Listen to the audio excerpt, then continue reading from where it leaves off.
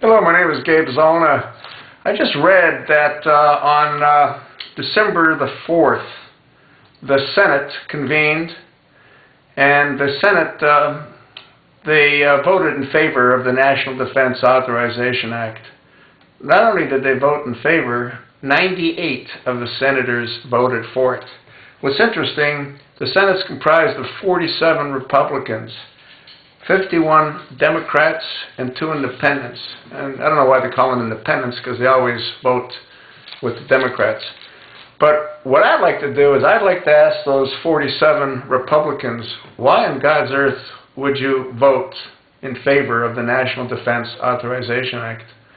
Now, the National Defense Authorization Act was put together by Democrat Carl Levine and Republican Rhino, and I do say Rhino, Senator John McCain. And what it does is it encompasses a lot of different areas, but there's one in particular.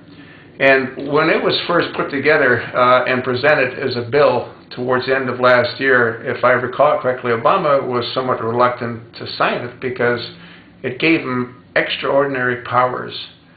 Now, one of the powers that it gave him was that he could say that anybody that he feels is a threat to America, they would be imprisoned, they would vanish, they would disappear, there'd be no due process, there'd be no Miranda rights, there'd be no nothing. So the question that I have of those 47 Republican senators is, why in God's name would you allow something like that to happen?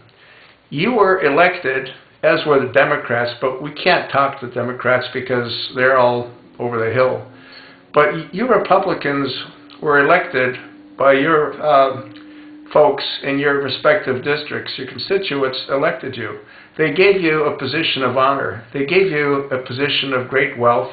They gave you a position of great prestige. And all they asked for in return is that you defend them by honoring your oath of office. Not one of you have done that. There's not one of you that have done that.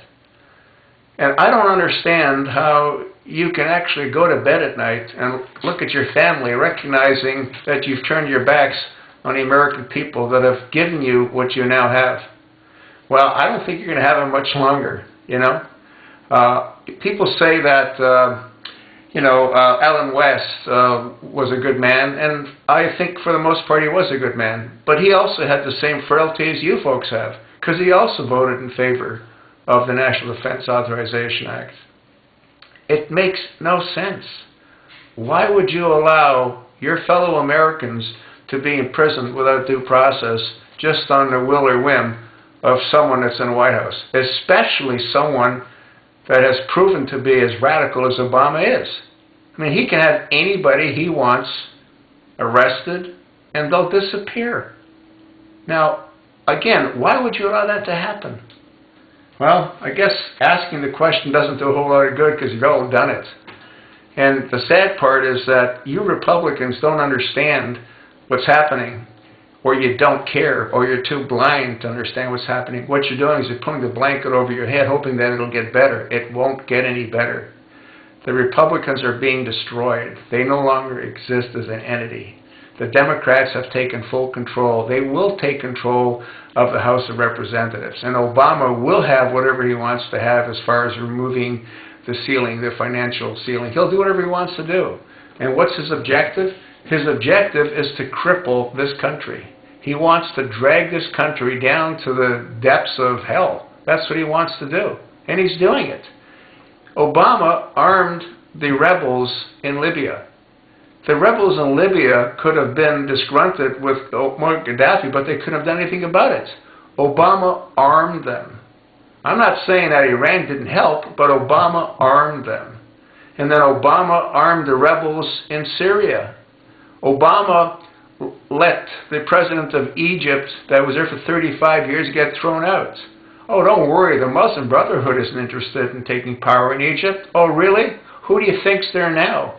Who do you think's in power in Libya? Who do you think's going to be in Syria when we end up going in there to remove their president? The Muslim Brotherhood. It's amazing. You're either completely stupid or you're complicit. I think it's a function of both. That's really sad. Owner, you're off. oath of office. Honor it. Honor your oath of office. Do something. Get rid of this person that should never be there in the first place. He is not eligible. He is a radical Muslim. Do you understand? He's not eligible. Get him to release his documents. How insane is it? How insane is it that he is not forced to release his documents from Occidental and Harvard? It'll prove that he is not eligible. This nightmare can end. But no, you're going to wait until your lives end, and so do your children's and your grandchildren's.